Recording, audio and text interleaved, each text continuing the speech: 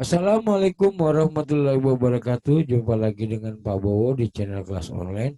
Channel yang memberikan informasi pembelajaran bagi sobat belajar dimanapun Anda berada. Pada kesempatan kali ini saya akan menjelaskan mengenai struktur jaringan tumbuhan dan fungsinya. Sebelum saya membahas lebih jauh mengenai materi tentang struktur jaringan tumbuhan dan fungsinya, dukung channel ini untuk mendapatkan 2000 subscriber untuk kategori pendidikan dengan cara mengklik tombol subscribe dan juga like serta share videonya. Dan apabila nanti dari penjelasan saya terdapat pertanyaan, bisa langsung ditanyakan dengan cara menulisnya di kolom komentar. Baiklah, langsung saja kita bahas mengenai struktur jaringan tumbuhan dan fungsinya. Jaringan pada tumbuhan itu terbagi atas, ada yang namanya jaringan meristem dan ada yang namanya jaringan dewasa. Jaringan meristem atau jaringan muda adalah jaringan yang selalu aktif membelah untuk membentuk struktur primer pada tumbuhan. Jadi, dengan kata lain, bahwa jaringan primer ini adalah jaringan yang masih aktif membelah dan belum mengalami diferensiasi atau belum memiliki bentuk dan spesifikasi khusus. Berbeda dengan jaringan dewasa, yaitu jaringan yang telah mengalami diferensiasi dan tidak membelah lagi. Dalam hal ini, pada jaringan dewasa itu sudah memiliki bentuk dan fungsi khusus. Ya, bentuk dan fungsi khusus seperti itu. Atau bentuk dan fungsi yang berbeda-beda. Jaringan meristem itu dibagi menjadi dua kelompok, yaitu ada meristem primer dan ada meristem sekunder. Sedangkan pada jaringan dewasa itu dibagi menjadi lima kelompok, yaitu ada epidermis, ada parenkim, kolenkim, sklerenkim, dan juga pengangkut. Yang pertama yang akan kita bahas adalah jaringan meristem primer. Jaringan meristem primer itu berasal dari pertumbuhan embrio, terletak pada ujung akar dan ujung batang, atau ada yang biasa menyebutnya dengan apikal. Apikal itu berarti di ujung-ujung. Menyebabkan pemanjangan batang dan akar, pembentukan cabang batang dan akar, serta pembentukan organ reproduksi bunga atau yang dikenal dengan pertumbuhan primer. Jadi pertumbuhan pada meristem primer ini dikenal dengan istilah pertumbuhan primer. Di antaranya yaitu proses pemanjangan batang atau akar. Jadi kalau kalian lihat tumbuhan itu bisa memanjang batangnya, bisa tumbuh tinggi, lalu kemudian akarnya bisa bertambah panjang, batangnya bisa bertambah cabangnya. Nah, itu disebabkan adanya jaringan meristem primer yang senantiasa terus membelah. Selanjutnya ada jaringan meristem sekunder. Jaringan meristem sekunder adalah jaringan meristem yang berasal dari jaringan dewasa, misalnya seperti kambium. Aktivitas jaringan meristem sekunder adalah pertambahan besar tubuh tumbuhan, yaitu dikenal dengan istilah pertumbuhan sekunder. Kalau di jaringan meristem primer yang kita lihat tumbuhnya ke atas, ya, tumbuhnya ke atas bagi batang atau tumbuhnya ke bawah bagi akar sehingga batang dan akar tadi bisa tumbuh lebih panjang atau memanjang seperti itu. Nah, pada meristem sekunder ini akibatnya tumbuhan tadi menjadi lebar. Ya, jadi diameter batang itu menjadi besar. Nah, atau batang tanamannya itu bertambah besar. Nah, itu diakibatkan aktivitas meristem sekunder. Jaringan ini disebut juga dengan meristem lateral. Lateral itu berarti menyamping. Gitu. Kenapa disebut dengan meristem lateral? Karena meristem sekunder ini terdapat pada batang. Karena fungsinya tadi untuk memperbesar pertumbuhan batang seperti itu. Kita lihat di sini ada gambarnya ya. Jadi kalau meristem itu sebenarnya kalau berdasarkan letaknya bisa dibagi menjadi tiga ya. Ada apikal, apikal di ujung-ujung, interkalar di celah-celah cabang seperti itu. Lateral itu ada di samping. Nah, ini yang meristem sekunder itu ada di sini. Nah, ini contoh, ini gambarnya ya. Ini yang apikal tadi, meristem apikal ini termasuk meristem primer. Interkalar ini juga termasuk meristem primer, sedangkan ini yang di tengah-tengah batang karena dia fungsinya menyamping gitu ya, di samping-samping batang seperti ini, maka disebut dengan meristem lateral. Jaringan dewasa. Yang pertama yang kita bahas di jaringan dewasa adalah jaringan epidermis. Jaringan epidermis disebut juga dengan istilah jaringan penutup atau jaringan pelindung. Ciri dari jaringan epidermis yang pertama, melapisi seluruh bagian tubuh luar tumbuhan, berfungsi sebagai pelindung jaringan di bawahnya. Ya, terdiri dari satu lapis yang tersusun atas sel-sel hidup dan tersusun rapat sehingga tidak ada ruang sel. Ya, karena fungsi dari epidermis ini sebagai pelindung, maka dia tersusunnya rapat.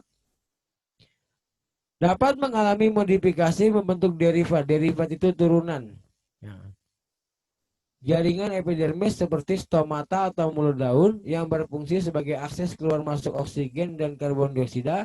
Ada trikomata atau rambut-rambut yang berfungsi sebagai pelindung pada hampir seluruh permukaan tubuh.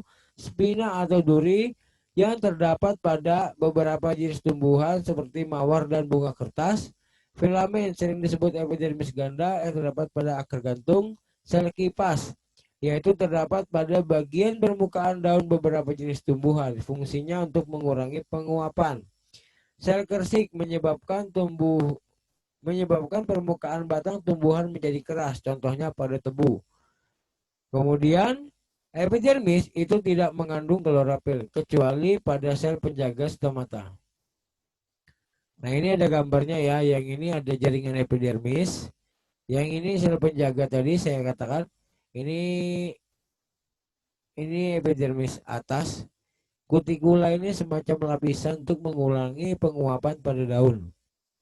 Ini jika epidermisnya terdapat pada batang. Nah, sedangkan ini adalah batang. Nah, ini epidermis yang terdapat pada batang. Ini ada batang dikotil dan monokotil. Next, jaringan parenkim. Jaringan parenkim atau jaringan dasar itu ditemukan hampir di semua organ tumbuhan. Terbentuk dari sel-sel hidup dengan struktur morfologis. Morfologis itu berarti struktur bentuk tubuh dan fisiologis atau fungsi bentuk tubuh yang bervariasi. Terdapat pada akar, batang, daun, dan buah serta memiliki banyak vakula. Nanti vakula ini berhubungan dengan penyimpanan makanan, air, udara, dan lain sebagainya. Memiliki ruang antar sel sehingga letaknya tidak terlalu rapat. Pada dinding sel yang menebal terdapat celah plasmodesmata. Ya. Jadi tadi yang nomor 5, pada dinding sel yang menebal terdapat celah plasmodesmata. Plasmodesmata ini nanti berhubungan dengan pengangkutan ekstravaskular. Ya. Lalu yang keenam, sebagian parenkim mengandung klorofil, yaitu pada jaringan palisade dan spons. Nah, ini nanti pada daun.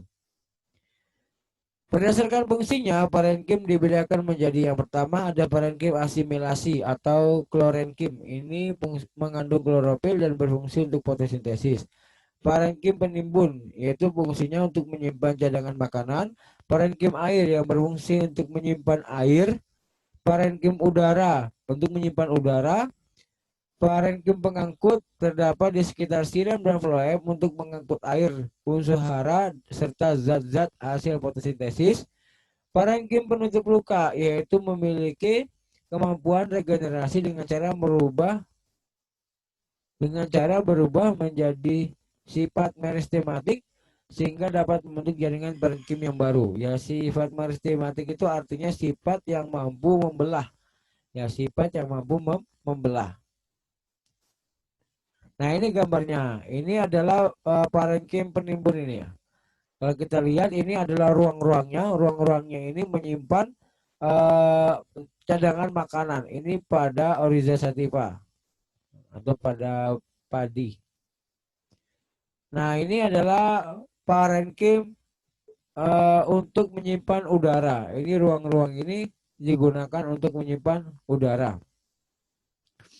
Nah, ini adalah tadi saya katakan ada yang namanya pelisade dan juga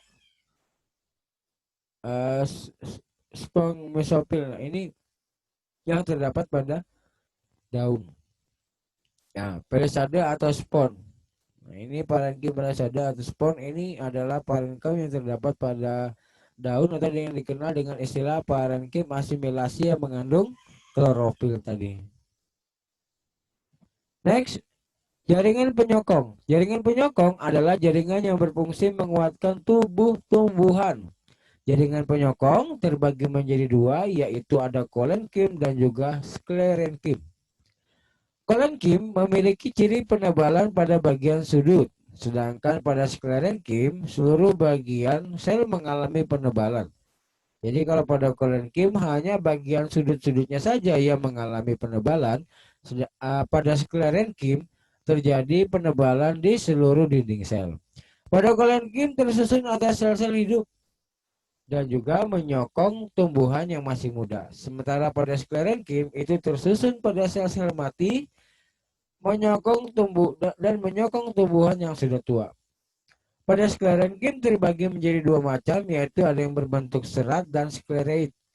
Berbentuk serat itu misalnya pada selabut kelapa, sedangkan berbentuk sklereid misalnya pada batok kelapa, sel batu pada buah pir serta kulit kacang. Ya, ketika kalian makan buah pir kan biasanya ada yang kreset-kreset ya. Nah, itu yang merupakan sel batu pada buah pir yang merupakan contoh dari sklereid. Atau kalau kita melihat kulit kacang serta batok kelapa, nah itu juga merupakan contoh dari sklereid. Nah, ini adalah gambar dari kolenkim dan sklerenkim. Yang ini adalah kolenkim dan ini sklerenkim. Ya, perhatikan penebalannya. Kalau ini kan penebalannya hanya bagian sudut-sudutnya saja, sedangkan ini penyebalannya hampir di seluruh bagian dinding sel dan juga sifatnya lebih tebal. Kalau ini kan lebih tipis, ini kan lebih tebal.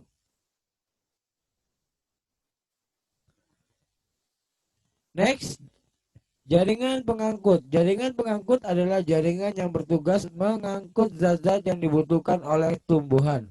Jaringan pengangkut disebut juga berkas vaskuler. Berkas vaskuler itu berarti berkas pengangkut, ya, vaskuler pengangkut. Terdiri dari dua jaringan, yaitu ada silem, pembuluh kayu, dan floem atau pembuluh tapis. Ini salah ketik ini ya. Ini ada yang salah ketik. Saya perbaiki dulu biar kalian tidak salah ketik.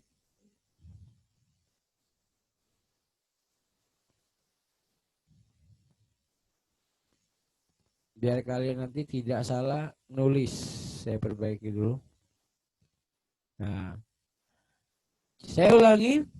Jaringan pengangkut adalah jaringan yang bertugas untuk mengangkut zat-zat yang dibutuhkan oleh tumbuhan. Jaringan pengangkut disebut juga dengan berkas vaskuler. Berkas vaskuler itu artinya berkas pengangkut. Terdiri dari dua jaringan, yaitu silem atau pembuluh kayu dan floem atau pembuluh kulit tapis. Dan pembuluh kulit kayu ya benar juga sih. Benar juga, tapi biasanya disebut dengan pembuluh, ya benar juga. Disebut pembuluh kulit kayu bisa juga, atau pembuluh tapis biasanya ya. Pembuluh pembuluh tapis.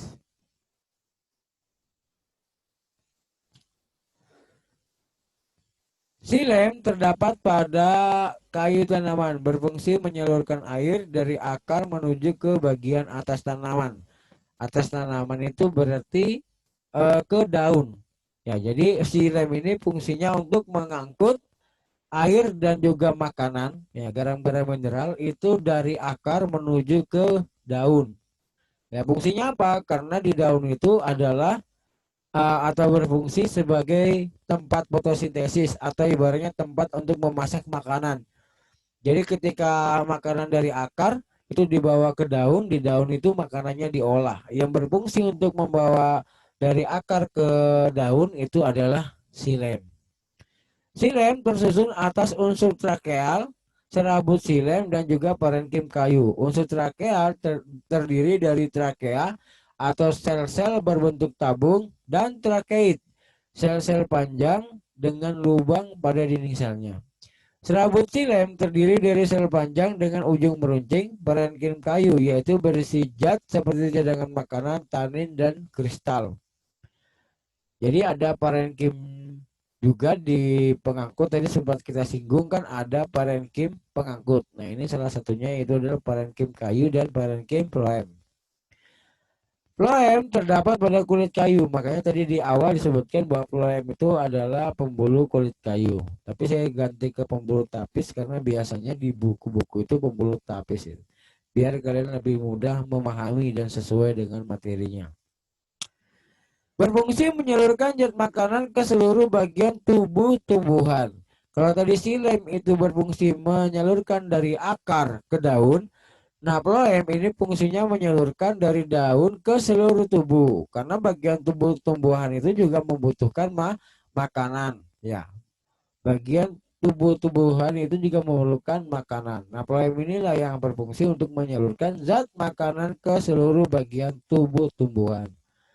Phloem tersusun atas pembuluh tapis yang berbentuk tabung dengan ujung berlubang, sel pengiring berbentuk silinder dengan plasma yang pekat, serabut phloem berbentuk panjang dengan ujung berimpit dan pada dinding yang tebal. Parenkim phloem yaitu sel hidup yang memiliki dinding primer dengan lubang kecil yang disebut dengan nokta. Parenkim phloem itu berisi tepung, damar, atau kristal. Nah, ini gambarnya. Nah, ini gambar phloem, ini gambar xilem. Ya. Ini ini pada dikotil dan monokotil. Ya, ini pada akar. Ya, xilemnya pada akar ada, pada phloem ada. Iya, karena kalau pada akar, xilem berfungsi untuk mengambil mengambil cadangan makanan dan dibawa ke daun, sedangkan phloem di sini fungsi untuk memberikan uh, uh, memberikan makanan kepada organ-organ yang ada di akar. Oke, sekian dan terima kasih penjelasan dari saya. Mohon maaf apabila ada kesalahan. Jangan lupa untuk subscribe, like, dan juga share videonya. Dan apabila ada pertanyaan bisa dituliskan di kolom komentar. Sampai jumpa di video berikutnya. Saya akhiri. Assalamualaikum warahmatullahi wabarakatuh.